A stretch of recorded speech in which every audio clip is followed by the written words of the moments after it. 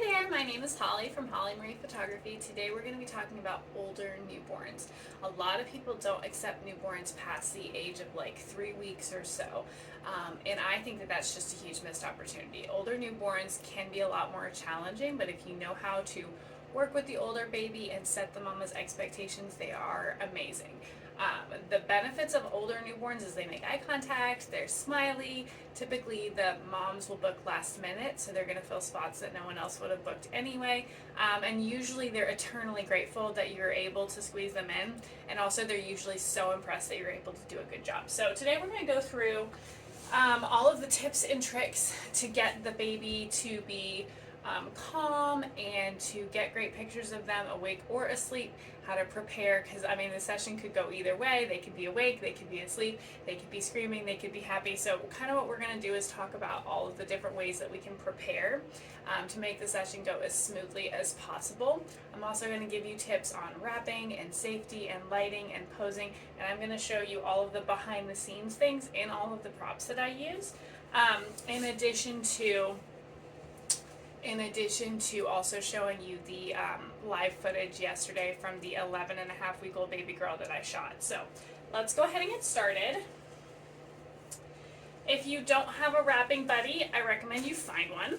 This is Barry. I started with him. He is from Goodwill. He was 99 cents way back when. I would recommend that you get one. I would go to any used kind of store to find one. What you're looking for is you want them to have a neck and a head that moves so that they can pose like a real baby.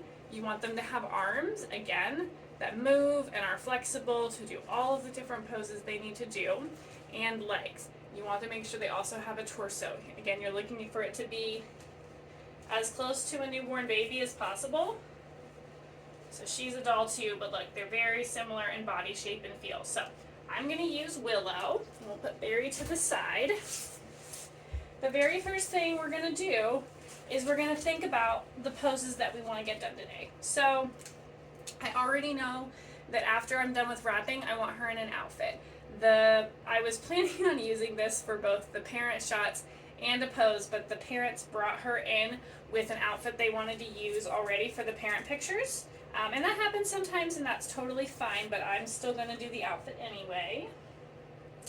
And we have a prop shot that we're going to do with the outfit. So we're going to get the outfit on. We want to make sure that we're bothering her as little as possible. And so we're going to try to keep her wrapped as much as we can. And we're going to put the outfit on while we're wrapping her. The first thing that we're going to do after we have her wrapped is we need a stretchy underlayer that we're going to use. I love white. Then we're going to take this. You can buy it from any one of the prop vendors. All of their stretchy wraps will work, or you can go to Joann's and get 14-inch long stretchy fabric. Then you're going to fold it in half, and we're going to place it behind our baby and at their shoulder level, so right there at their shoulder. We're going to make sure that we have enough fabric on the left side to wrap all the way around. So with most little newborns that are 3 weeks or under, you would put their hands up by their face. You can't do this with older babies because they are so strong, they will just shimmy right out. So you're going to bring this fabric down, and you're going to pin both of their arms down to their sides and wrap the extra fabric around their bottom. And make sure that it's open and tight. And you're going to want to take 2 fingers and check and make sure that it's loose enough. If you can fit 2 fingers underneath between the fabric and their skin, that means that they can breathe. Next, we're going to pull the fabric over and all the way around our baby, making sure we support the head and neck while we do it. Next, we're going to go around the shoulder, and we're going to pin the shoulder and bring the legs up. Now, most older babies are really strong, so their legs are probably going to kick out. And that's okay. We're just going to have to fold them back up before we take the picture, or we're going to have to put a posing bean by their bottom to keep their legs where we want them. So as you'll see in the live video, my baby yesterday, my baby girl, she screamed for most of the wrapping process, And that's to be expected. She was tired, she wanted to sleep. Mom wanted her to smile, she wanted to sleep. She didn't want me to be touching her, and so what you need to do is just swaddle through the screen. Babies love being swaddled. It makes them feel like they're back in the womb.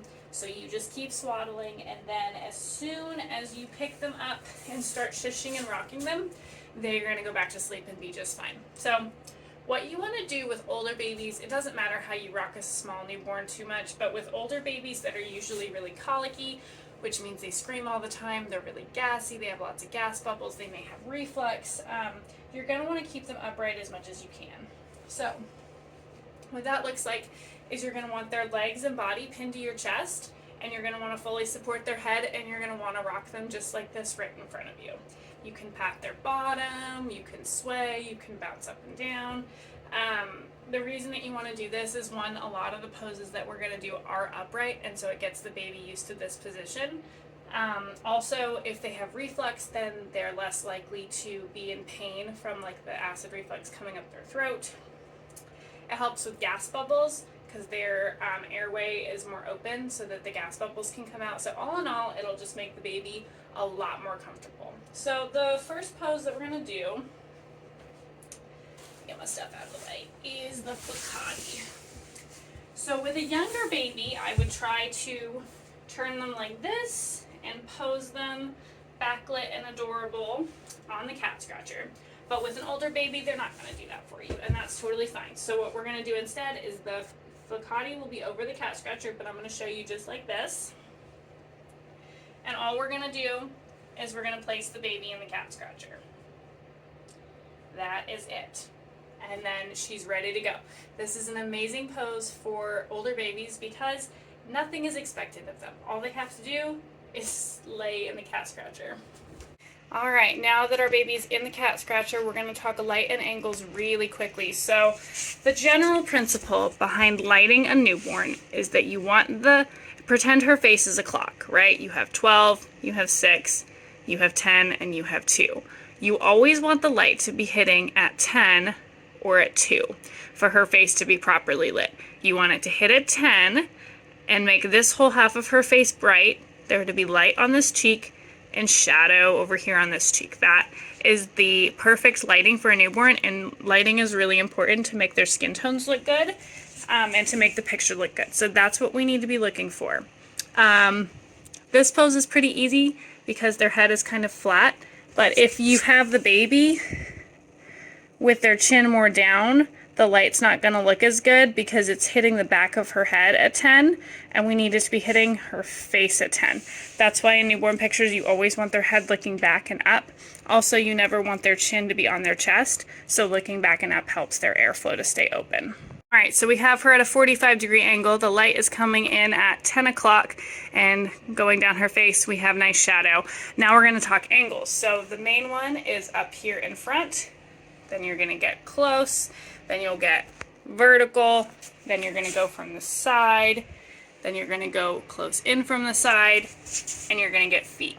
And you've already gotten a lot of great shots. And this is what it looks like all done up with the Flickady. I'll have a link for you guys to purchase a Flickady. It is from Loonberry. I love it. It's the color Winter White. I use it in every single session.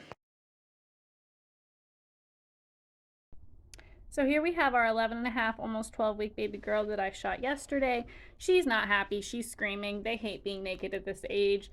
So your only goal here is to get the wrap job done as well as you can, as quickly as possible. That way you can get her up and start rocking and shushing and calming her down. You just have to kind of swaddle through the cry. There's not much else you can do. You can try to hold the pacifier in, but it's kind of challenging to hold the pacifier in at the same time as you are wrapping, because they sometimes spit it out or whatever. So I found that if you just swaddle really quickly and then you can pick them up and rock them and calm them down. Like I showed in the earlier video, you're going to pin her arms down by her side tightly as you can, wrap her legs around. Her legs are going to pop out because they're strong, and that's totally fine. She's calmed down once I picked her up, but I noticed that her eyes were starting to get droopy, so I'm just rocking and swaying her again in that upright position so that she's as comfortable as she can be. I want her not necessarily fully asleep, but at least calm before I put her down.